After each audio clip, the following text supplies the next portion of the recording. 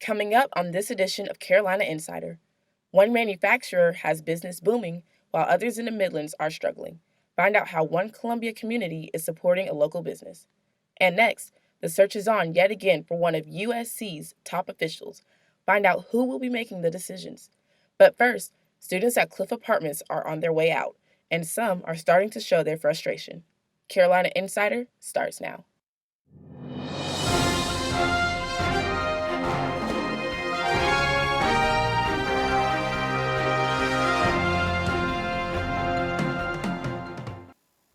Hello, and thank you for joining us. I'm Naja Huff. Our top story today, the University of South Carolina has suspended a fraternity for hazing violations. Lambda Chi Alpha ceased all activities Monday, and all members living at their house in Greek Village will be relocated. In a press release, their national organization supported the university's decision. The suspension will last for 4 years, and the earliest they can return to campus is the fall of 2023. USC students at Cliff Apartments are moving out to make way for the new campus village, and some residents are not too happy. Students that live in the dorms have expressed their displeasure by damaging the floors, walls, and ceilings of the building. The residents say that they are upset with the lack of communication surrounding this major change to their school year. While some residents are quicker than others to take action, most residents are just looking for answers. I mean, I understand that, things happen, things change, especially with this much money involved. I wish we would just know more. So we still don't know where we're living second semester.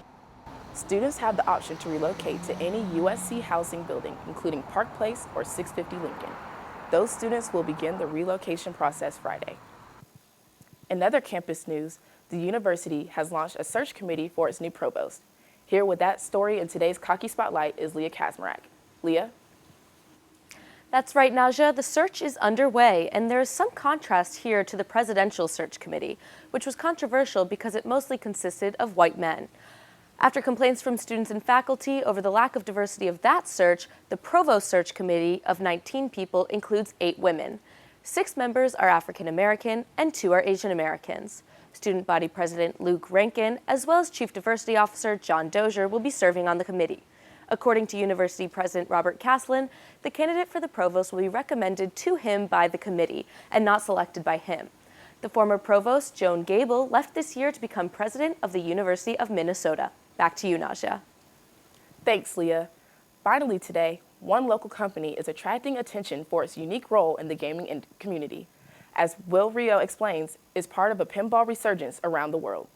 Here at Firefly Toys and Games on St. Andrews Road, pinball is what draws in customers. I really like Attack from Mars, but I really like Batman. They hold weekly pinball meetups along with monthly tournaments. Robbie Weiss plays and works here and says the love for pinball helps bring gamers of all skill levels together. There's a huge pinball community in Columbia, and they're all awesome people. They really are. They're really cool. It's really great seeing them every week when they come in here and play pinball. It's a community that might not exist today without the work of another pinball fan who works right up the road. It's contagious, and it's also like potato chips. Nobody stops at one. Mark Mandeltort is CEO of Marco Specialties. He founded the company in 1985, and it's become the largest supplier of pinball machine parts in the entire world. Boxes and boxes of them. His 50,000 part collection includes everything from the tiniest screws to the steel balls and artwork needed to enjoy the game.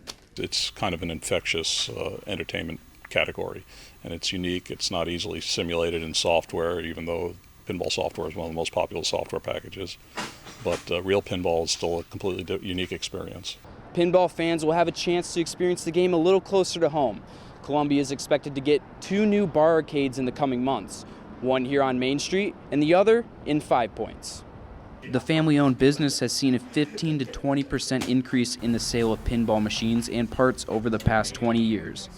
Supplying parts to more than 250,000 customers worldwide, that number grows each year. They plan to move locations to help expand their business operations. And that's music to the ears of people like Robbie Weiss who want to see the pinball resurgence continue. Will Rio, Carolina Insider. By the way, there's a pinball meetup tomorrow night at Firefly in case you're interested. That's it for this edition of Carolina Insider, a student production here in the Kennedy Greenhouse studio in the School of Journalism and Mass Communications. Thank you for joining us. We'll see you back here on Friday.